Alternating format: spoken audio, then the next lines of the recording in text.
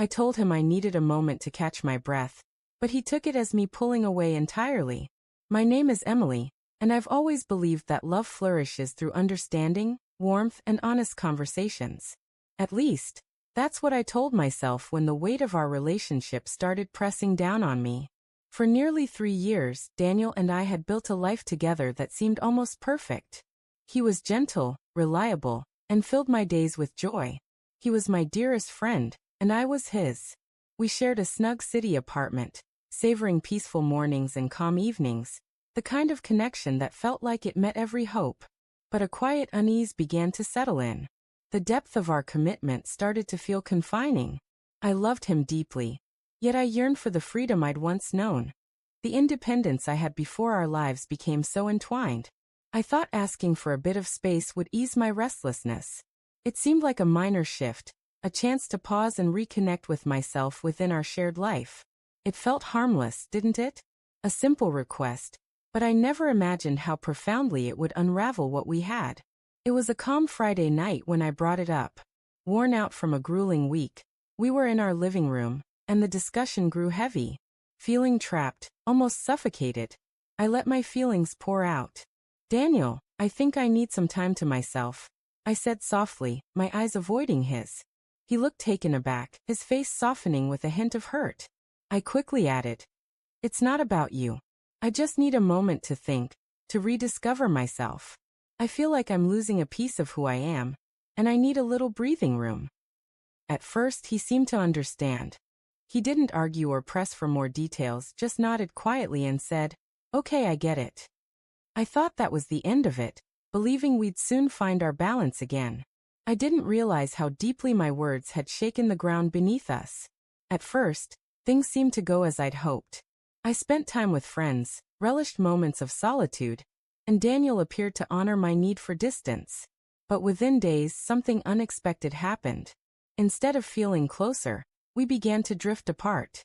His texts became short, almost distant.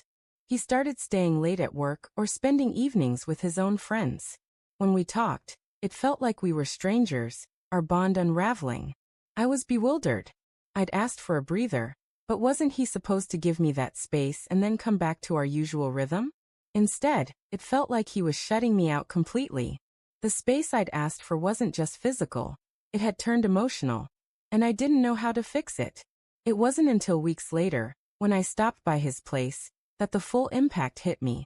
I knocked, expecting to find him relaxing on the couch, maybe scrolling through his phone or watching a show, as we often did together. But when he opened the door, the air felt different. The apartment was unnervingly quiet. His face lacked the familiar warmth.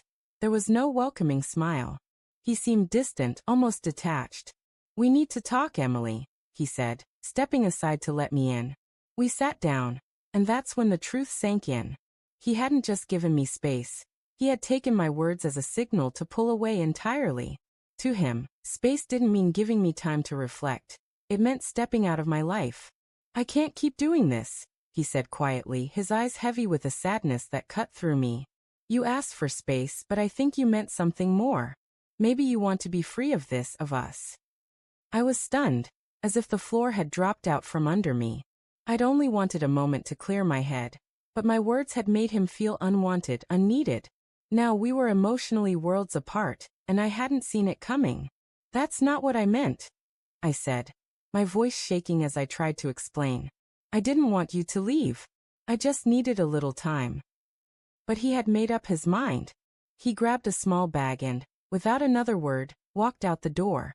In the days that followed, I tried to reach out, calling, texting, anything to close the distance. Every attempt went unanswered. He hadn't just taken a break. He had removed me from his life, emotionally and physically, and I was at a loss for how to repair it.